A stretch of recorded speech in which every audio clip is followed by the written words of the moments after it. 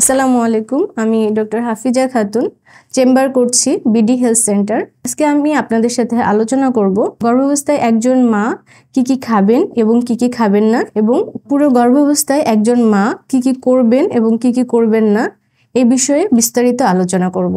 যারা pregnancy plan করতে চাচ্ছেন তারা অবশ্যই প্রেগন্যান্সি প্ল্যানিং এর 1 মাস পূর্বে থেকেই ফলিক অ্যাসিড খাওয়া শুরু করবেন। ফলিক অ্যাসিডের ডেফিসিয়েন্সি হলে বাচ্চার নিউরাল টিউব ডিফেক্ট হতে পারে। এজন্য অবশ্যই প্রেগন্যান্সির প্ল্যানিং এর 1 মাস পূর্ব থেকে এবং প্রেগন্যান্সির প্রথম 3 মাস গর্ভবতী মাকে অবশ্যই ফলিক অ্যাসিড খেতে হবে। পুরো প্রেগন্যান্সিতে একজন মাকে অবশ্যই সুষম খাদ্য গ্রহণ করতে হবে।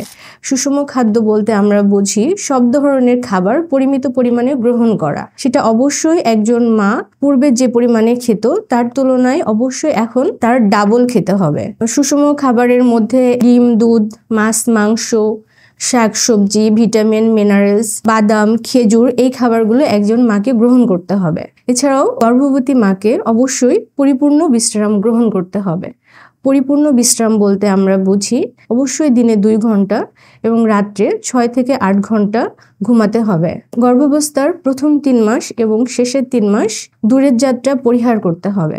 গর্ভাবস্থার প্রথম 3 মাস এবং শেষের 3 মাস সহবাস থেকে বিরত থাকতে হবে। ধূমপান, অ্যালকোহল এই জাতীয় কোনো অভ্যাস থাকলে অবশ্যই সেটা পরিহার করতে হবে। অবশ্যই একজন গর্ভবতী মা হালকা ব্যায়াম করবেন। সকালে 20 মিনিট এবং বিকেলে 20 মিনিট হাঁটার অভ্যাস করতে হবে। গর্ভবতী মা অবশ্যই তার পুরো প্রেগন্যান্সিতে ডাক্তারের পরামর্শে থাকবেন এবং নিয়মিত চেকআপে থাকবেন। অবশ্যই অতিরিক্ত পরিশ্রম এবং ভারী কাজ পরিহার করবেন। গর্ভাবস্থার শুরুর দিকে কি কি খাবার গ্রহণ করবেন না?